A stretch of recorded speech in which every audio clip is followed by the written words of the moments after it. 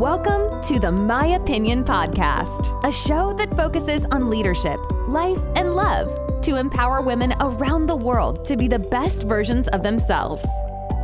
The My Opinion Podcast is a weekly show with Maya's Motivation Monday, focusing on leadership topics for women, and special edition episodes that feature guest interviews and current events. Now, all in her opinion, here is your host, Maya Roffler. Hi guys, happy Motivation Monday. Today we're talking about competitive leaders, good or bad. Spoiler alert, I think they're good, in my opinion. So we're going to talk about that today, but I want to say a quick thank you to all of you who continue to not only support the podcast, but have reached out to work with me, and I want to let you know that I'm not only going to be doing one-on-one, so if you want to work with me one-on-one, that's great. Send me a DM. I'm really active on Instagram, as you know, or go to my website.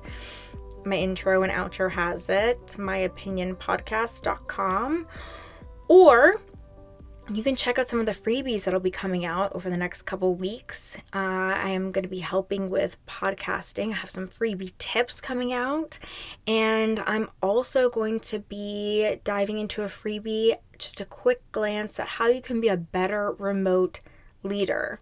And there will be some group courses following with that, which is really exciting. But you can message me now to work with me one-on-one. I'm always available for that. So shout out to some of you who are already working with me. Really exciting, and can't wait to work with more of you and help you achieve those goals. But let's dive into the topic of the week. Competitive leaders, good or bad? I say good, and this is why, in my opinion.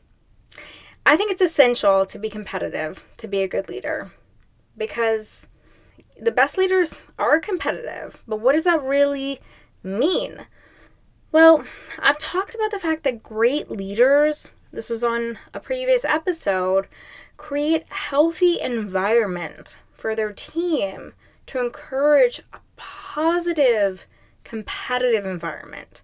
So I talked about the fact that they encourage competition within their team, division, company, whatever it is that they're leading. If you're a good leader, you create that type of environment. So I encourage you to listen to that episode.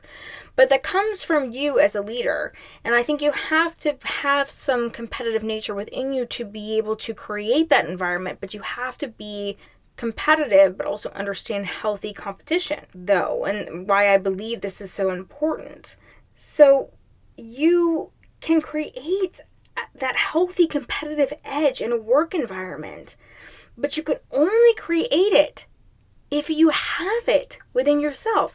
So how are you going to create that healthy competitive environment if you're not competitive yourself? Like, I talk about this, and I'm like confused, because sometimes I'll have leaders, talking to me, and they're like, I want them to they're salespeople, and they're like, I want them to achieve more. I want them to go for this goal or that goal. And I'm like, great. I'm like, what are your incentives, or how are you incentivizing them? How are you motivating them? And their leader will not have an answer for me, or whomever I'm coaching doesn't have an answer for me. And I start to realize that she might not. I coach men too, obviously. I've had men report to me. But they might not have that competitive edge. So we all have a competitive edge too. I do want to preface this with the fact that there's a competitive edge within each one of us. So if you're sitting here listening to this thinking, I'm not that competitive, I guess I can't be a leader, that is absolutely false. Each one of us has a competitive edge, so put that out of your mind. If you are not feeling competitive against yourself, against something, it means you're not in the right field, or you're not doing your passion, and like, you have to kind of go back to some of my other episodes, or dig deep and go through your W's, or go through that journey. But we're all competitive at the core, and it's not a bad thing. I go back to, how can you create an environment that's competitive but healthy if you are not competitive yourself? You can't. I hate to say impossible, because I love that phrase when they say, impossible literally spells I'm possible, because it's true, but it is really difficult. It is truly difficult. You have to have some real go-getters to kind of overpower you. And as the leader, are you really the leader anymore if they're overpowering you? In my opinion, not so much. It's okay for you to have some strong people on the team. That's fabulous. I don't want to be the smartest person in the room. Then I haven't hired the right people. I don't know about you. That's how I feel. But this is challenging for a lot of people, a lot of leaders, a lot of people I've worked with, because being competitive, or the term competitive, can get such a negative rap or connotation to it. For instance, people often view competition, or really competitive individuals, as selfish or arrogant or self-centered, egotistical. The list really goes on. And it's unfortunate that that's kind of how we continue to kind of let society perceive competitiveness, because I personally, and in my opinion, feel that competition is essential. It's about how we approach competition. And what if I told you that these terms associated with competitive individuals, selfish, arrogant, self-centered, egotistical, all of that, what if I told you that it's absolutely false? There are some leaders out there, sure, they're out for themselves. However, competitiveness is not the issue when it comes to those quote unquote, I'm like doing the air bunnies when I say that, those supposed leaders. Those individuals actually are selfish, and they shouldn't be in a leadership role. That's not about being competitive. It has nothing to do with that. That's a whole other episode. That's a whole other issue. A competitive leader will drive a team, a company, a division, whatever she or he leads, to succeed time and time, and will drive them to success time and time again. So, here's why. When you're competitive, you want to win. You don't want to lose. But more than anything else, you hate to lose. Winning's great, but you hate to lose. But you aren't afraid to lose as a competitive leader. But you also know that when you lose, you learn. But the silver lining of all of this is that when you lose, you learn. But when you win, well, that's just awesome. When you win, you win. That's amazing. So competitive leaders know on either side, it's a win-win. Because when you lose, you learn. When you win, and then you keep striving for more. You strive for that next win. Competitive leaders know how to take rejection. And they've been rejected a lot before. And they're successful because competitive people don't give up after one rejection.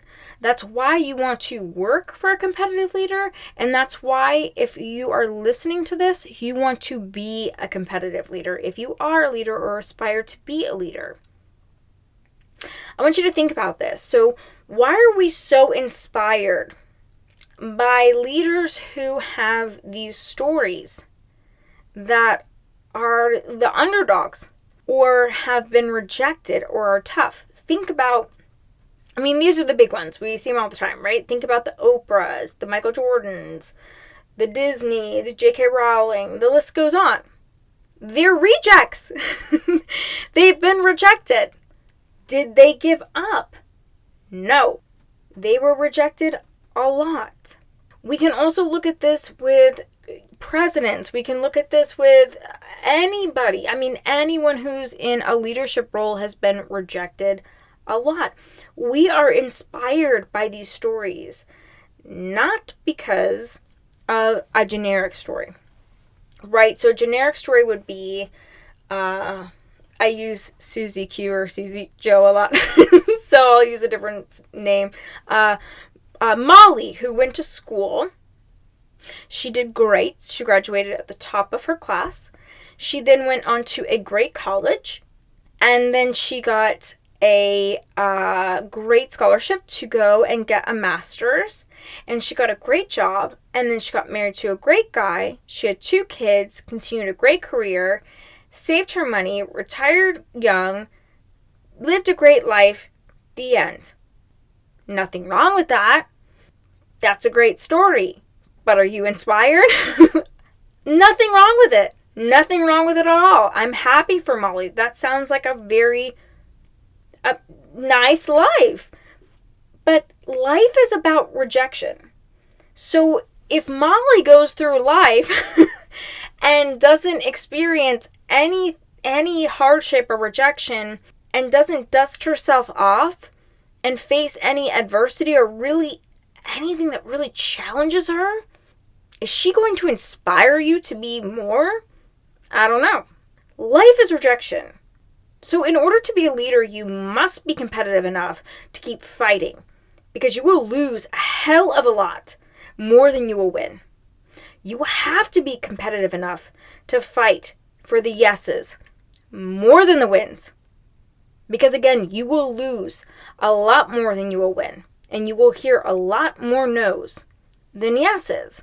And I'm telling you right now that you want to be the leader that your team looks at and knows that you are willing to hear a no and brush it off and always be shooting for that yes. Will lose a game or lose whatever it is that you're up against and be shooting for the win. And that's the kind of leader I've always wanted to work for.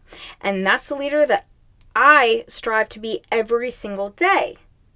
Another thing that I talk about, which is kind of a shift, losing leaders are winning leaders, which is another episode too, but it's a point.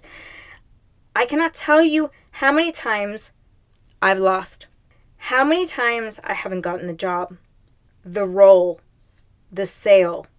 I can take it back even further.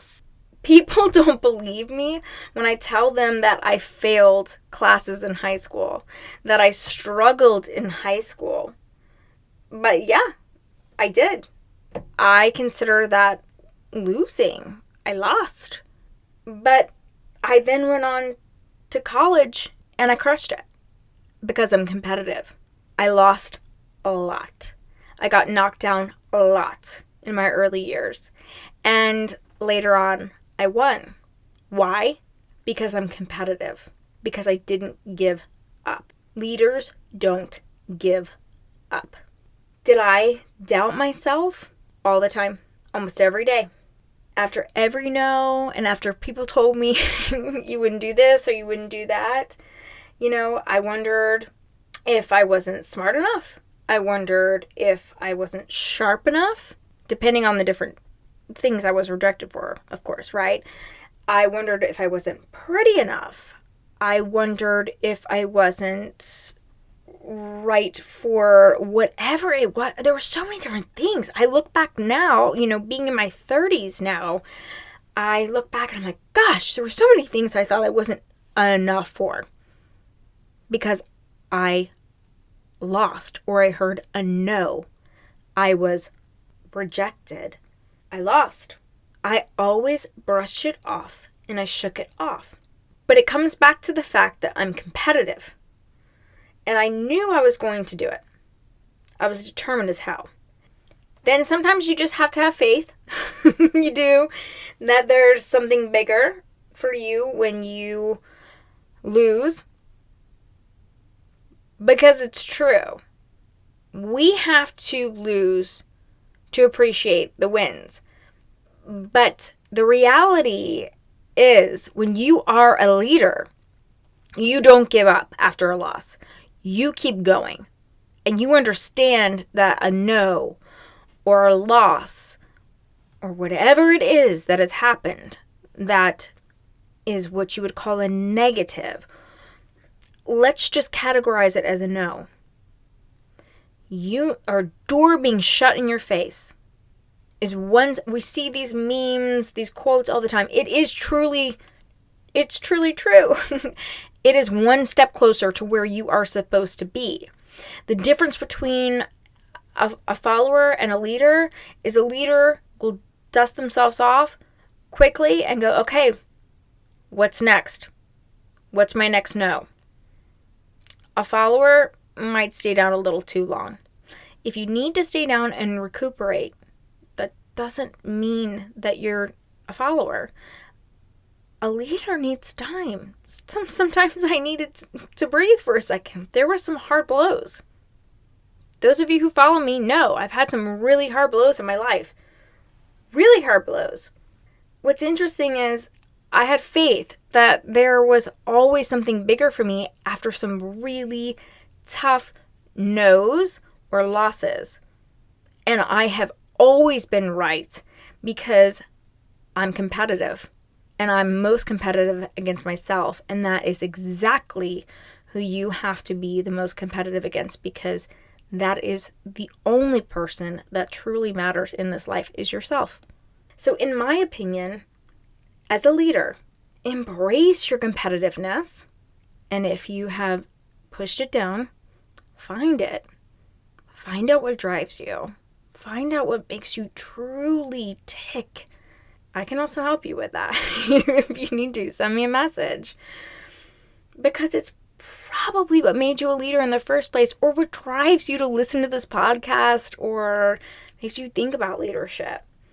Keep a healthy environment for your team by setting the example. It's healthy to be competitive, and show them that. But in order to succeed as a leader, you must be competitive to fight for every single win after many, many no's and many, many losses. Thank you so much for listening to the My Opinion Podcast. You can catch up on past episodes on the My Opinion Podcast website at www.myopinionpodcast.com, as well as read the My Opinion blog and contact Maya directly with your questions. Don't forget to follow us on Instagram and Facebook at My Opinion Podcast and Maya Roffler. We'll see you back here next week.